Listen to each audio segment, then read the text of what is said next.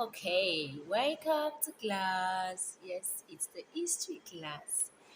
And today we want to continue on the topic Colonial Administrative Headquarters in Nigeria.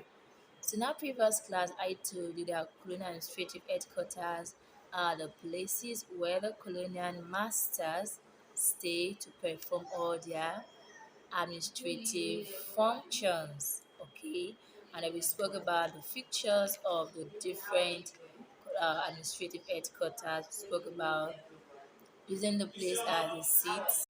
One of the features is that they appointed, they promote, and they discipline public servants, and then they approve the allocations of land, they approve bills also in the colonial administrative headquarters in Nigeria. So straight to the topic, colonial administrative headquarters in Nigeria. So who are these administrators? Who are these administrators? Who are the colonial administrators we were having in Nigeria? So then we call them the general, governor general, called it the governor general. They were the ones in charge of the world of every administrative function there in Nigeria. So while they were administering all these things in Nigeria, they came up with a rule. Okay, they came up with a rule called the indirect rule. What did I say? Indirect rule, you got it. So what is indirect rule? Indirect rule has to do with using traditional leaders, appointing traditional leaders or chiefs to be in charge of the territories, while the British or the colonial masters supervise all of their activities. They believe that once these traditional leaders are in charge, Nigerians, the citizens of Nigeria are going to hearken to them more than hearkening to them, the colonial masters. So that's what I call indirect rule. They are the ones in charge, but we see the traditional leaders being in charge. Meanwhile, they are just under the supervision of the colonial masters. Okay, let's talk about the features of this regime. The indirect rule system was introduced in Nigeria by Lord Frederick Lugard. That's why we call him the father of indirect rule in Nigeria. So this system of indirect rule has so many features.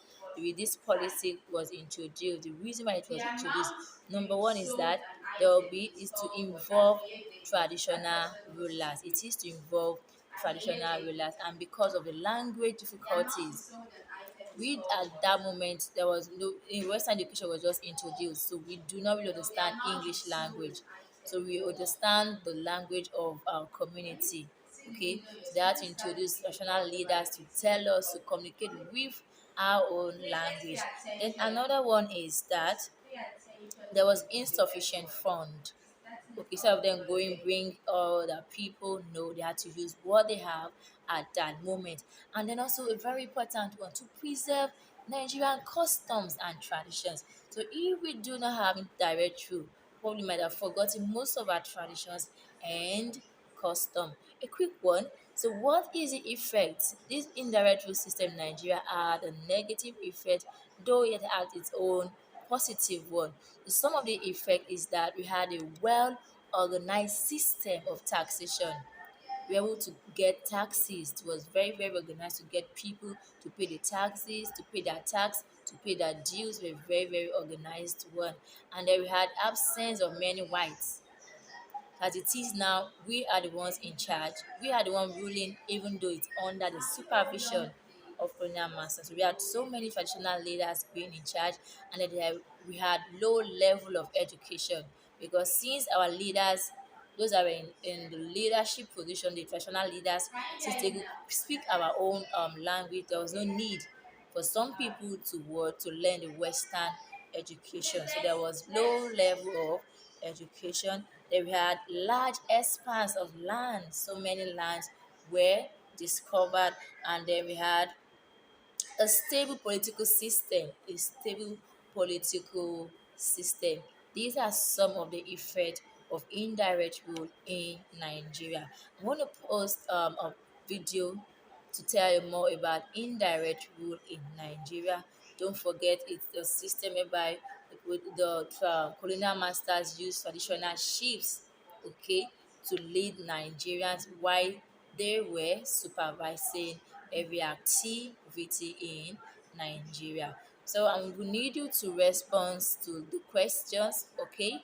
I have some questions there. I need to make your own video or your own response using a video to answer my question. Yes, I have a video done. I need you to do your own video. See you in class. Bye.